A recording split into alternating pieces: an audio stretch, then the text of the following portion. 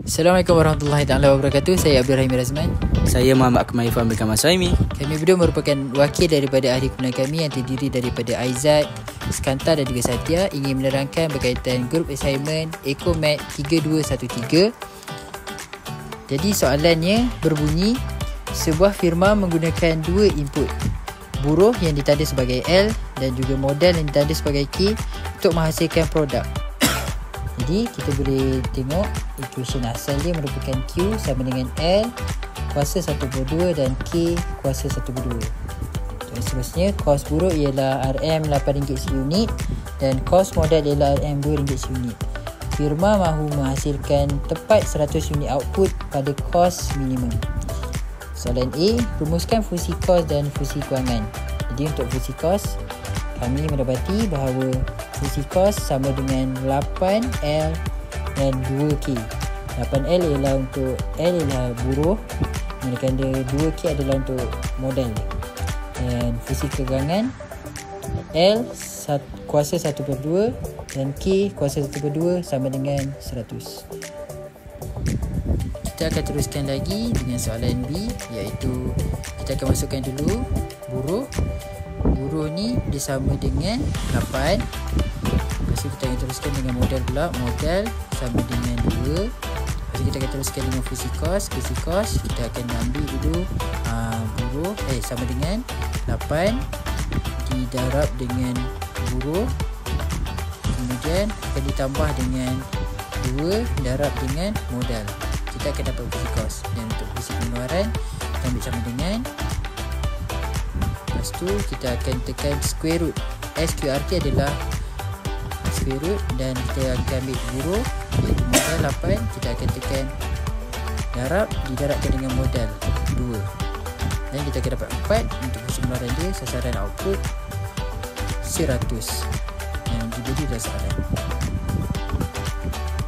Jadi kita akan sambung lagi dengan soalan C, iaitu gunakan solver untuk menentukan nilai dan menyumbangkan kos. Kita akan pergi ke data dan solver.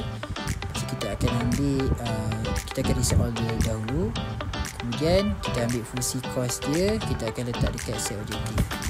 Tekan saja fungsi kos dekat set objektif. Pada max kita akan tukar kepada min. Pada min ni kita akan ambil buruh dan juga modal. Kita akan tarik buruh dengan modal ni. Dengan modal kita akan tarik. Lepas kita akan add. Kita akan add ni, kita akan add pula fungsi pengeluaran iaitu 4 ni. Kita akan tekan saja. Lepas tu dekat tengah ni kita akan ubah jadi sama dengan untuk constraint ni. Untuk constraint kita akan tukar dia kepada 100. Kita akan tukar dia kepada 100. Okey. Kemudian tekan saja okey. Dan daripada lepas tekan okey tu kita akan tekan solve. Kemudian dapat jawapan untuk soalan C. Okey, sekarang saya akan sambung untuk soalan D, di mana katakan harga buruh meningkat daripada 8 kepada 12. Untuk buruh kita letak pada 12 dan modal masih lagi kekal. Untuk fungsi kos kita tekan sama dengan 12 darab dengan harga buruh tambah 2 darab dengan modal.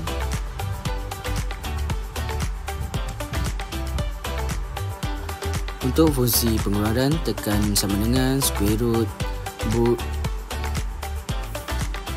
buruh darab dengan modal. Dan untuk sasaran output ialah 100. Sekarang kita ambil data and then solver.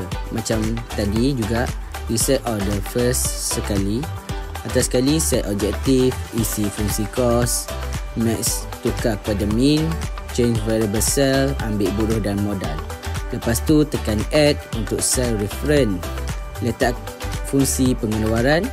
Yang tengah sama juga tukar kepada simbol sama dengan constraint, isi 100 dan tekan OK. Kemudian dapat jawapan.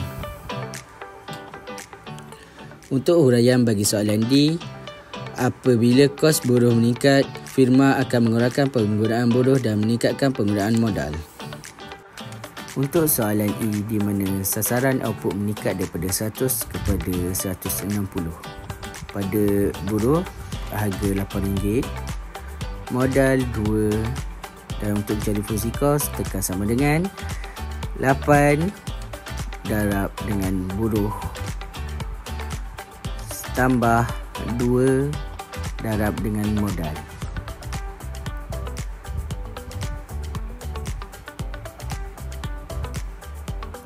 Untuk fungsi pengeluaran tekan sama dengan square root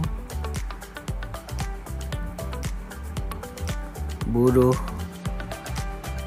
darab dengan modal. Dan untuk sasaran output tulis 160.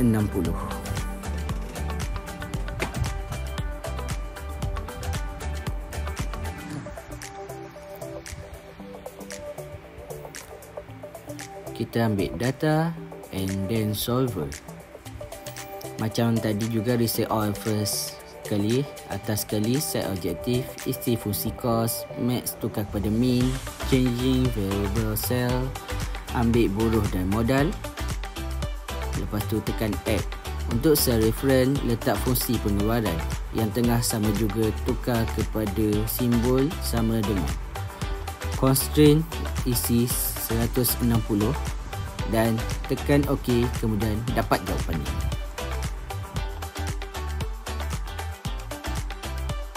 Jadi itulah dia hasil kerja berkumpulan kami yang terdapat 5 soalan dari A hingga E.